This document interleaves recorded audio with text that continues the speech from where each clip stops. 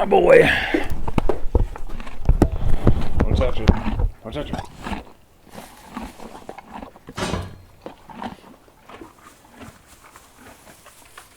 Okay, so this is what I'm going to do for the other channel. What's it called?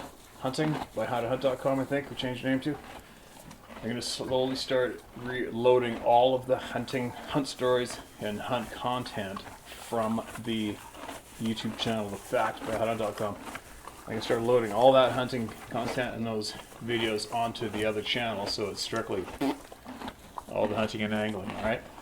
And then as soon as I get my hard drive back with all that content, then I'll start to hammer out the hunting content on that channel, because I got a pile of it. And then just start rocking out the two channels, right? It won't be that hard, I don't think, but we'll see. Just save a bunch of headaches and hassles too, and carry on from there. For the meantime, I'll read another one. While the little man fills his face right here.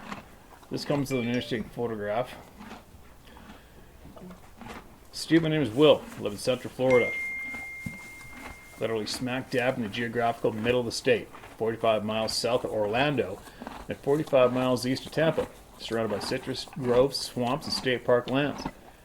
Spent the better part of my 50 years here, fishing, hunting, alligators, hogs, deer, turkey, and camping. Not all Florida is beaches, retired people at Disney. I live in a town so small that if I told you the name, some of the population of 2,000 would know who I am. I'm a retired biology teacher and wildlife biologist. Spent time in 43 states, lived in 4 different states. My first encounter happened in 1984 in rural Shelby County, Alabama, where my dad is from. My dad's parents are Creek. I think he meant to say Cree Indian, but you spell it Creek Indian, unless there's a native band of Creek Indians, which I'm not familiar with, so I'm going to guess it's Cree. Full-blooded. So I was taught from an early age about nature, the environment, being stewards of the land, and also the forest people, aka Sasquatch. I was camping with my grandfather one summer along the Coosaw River. The third night we were awake by the sounds of what seemed to be little kids talking and laughing. We were roughly 50 miles away from civilization, deep in the woods. So my first thought was, who the hell lets little kids go into the woods alone at 3 a.m.? My grandfather immediately stood up and began staring into the darkness. I didn't say anything, because he is the toughest, realest son of a bitch I've ever known. He turned to me and motioned to stay quiet, putting his index finger to his lips to say, shh, then pointed into the woods. I was 11, and he is my hero. So I did just that. Within 5 minutes, we heard something on 2 feet walking towards us. The fire died out, but the smoke still rose up. I had a small flashlight. But that's all we had for light. We typically used the fire for light, and he never took a light of any kind. The steps seemed to be getting awfully close at this point, so I decided to take my flashlight from my Rustler jeans pocket. But I fumbled into the ground. My grandfather said quickly, no, and looked at me in a way as to tell me not to grab it off the ground. Just then the steps stopped, within 20 feet of us. I bent down to feel for the light anyway, and that's when we heard the first growl. The growl was quiet at first, but it grew louder and lasted 10 seconds. I was frozen with fear and couldn't stop moving before I could stand upright. My grandfather took a step backwards towards me and got between myself and this growl. Without hesitation, he said, "It's okay. We pose no threat to you and mean you no harm." I almost pissed myself when a reply came back from the darkness. It literally sounded like someone was trying to make their voice deep and intimidate us. And that the voice said, "Go, clear as day."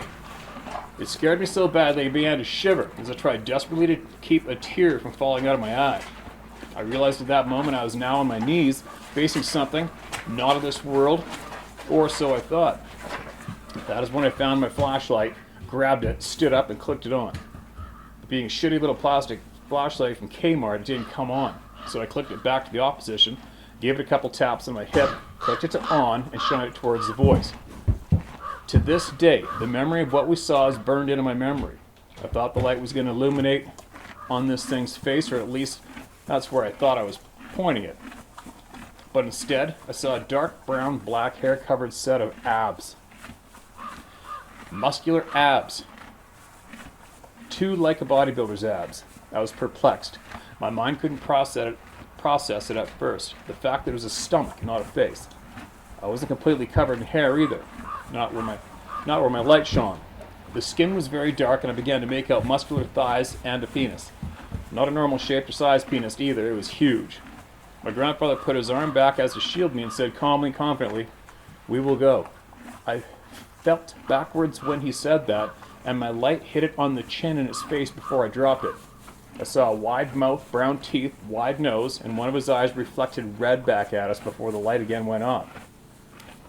This is when it turned to its right, without turning its neck or head, took a step that seemed too big for a person to take, and walked slowly away from us into the darkness of the woods. I caught a glimpse of how tall it was, more than 7 feet, and how huge its shoulders and back were. This thing was enormous. I've met and shook hands with Shaquille O'Neal twice, and this thing was much bigger than Shaq. Within 30 seconds it was gone, down the side of a hill, and I was speechless, stunned at what had just happened.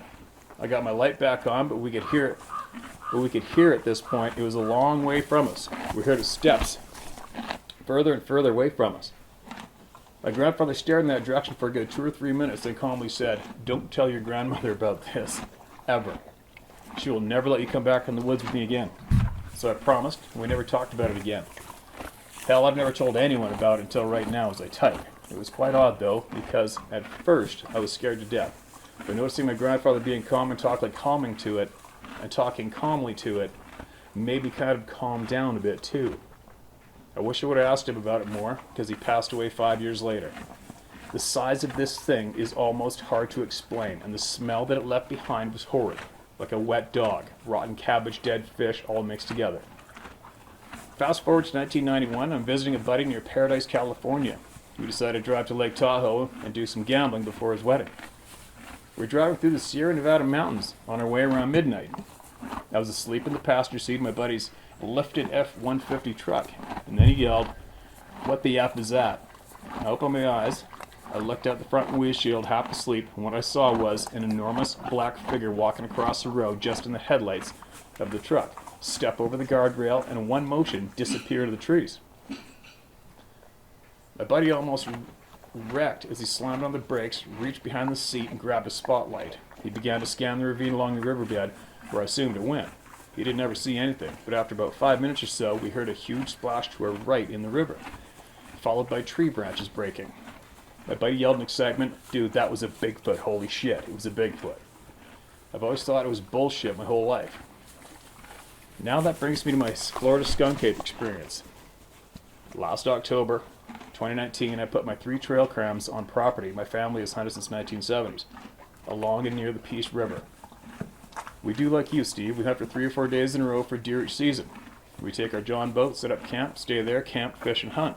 I've always heard skunk ape stories, but assumed it was Bigfoot stories to scare us when we were kids. Oh, BS stories to scare us when we were kids.